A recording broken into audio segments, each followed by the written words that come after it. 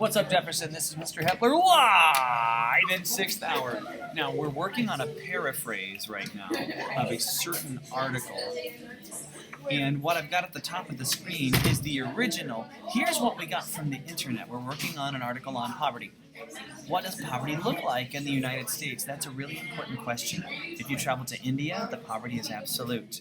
You see people who literally have not a dime to their name. They literally have no food to eat.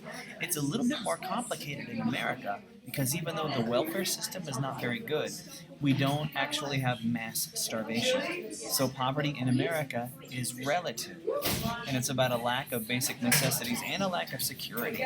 So an uncertainty as to where you're going to get food, an uncertainty as to how you're going to pay your most elementary bills, and it's about a reliance on either very imperfect government institutions or very overwhelmed private charity. So this is our original. There's a couple of repeating words in there that I would want to get rid of. So we did our paraphrase. Notice my paraphrase is shorter.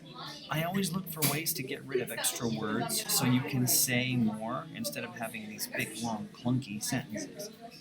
But look how I've rewritten it. I always say with paraphrasing, you should use no more than 4 words in a row from the original source. Here's my rewrite. How is poverty different in America than in other countries? In India, when you see it, it's obvious. The people have no money and no food. Here in the US, though, it's more complicated. Our welfare system isn't the best, but people aren't starving on the street. You still don't have what you need to get by, like money for your next meal, or even safety for your family. You wind up depending on the government or community assistance to meet your needs. We've switched. If you travel to India, the poverty is absolute.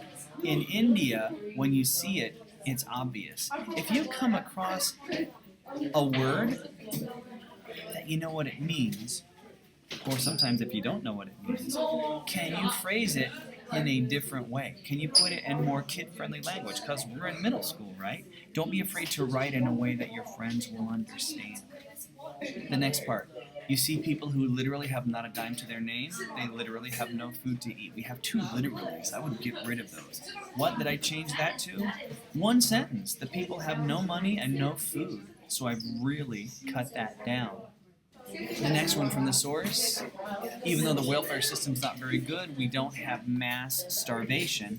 I've made mine shorter too. Our welfare system isn't the best, but people aren't starving in the streets. So I've used a couple of words that carry over, but not too many. So the big thing to think of when you're paraphrasing, you don't want to change every 5th word. You want to look at the sentence and ask yourself, what does this mean? Not necessarily what words are they using to communicate the thought to me. Can I change it into my own words? So notice, I'm not using big fancy sentences. You wind up depending on the government or community assistance to meet your needs. What's community assistance? It could be a private charity. It could be a food bank. It could be a church. It could be anything. So think easy and non-confusing. Don't think you have to rewrite every word, because then you're looking for another word for green. And it's really hard to find another word for green or church or whatever you're talking about. Think about what the sentences mean. If you were saying it to your little brother or your little sister, how would you say it? That's the easiest way to paraphrase your source. And that's all I got. Thanks. Bye-bye.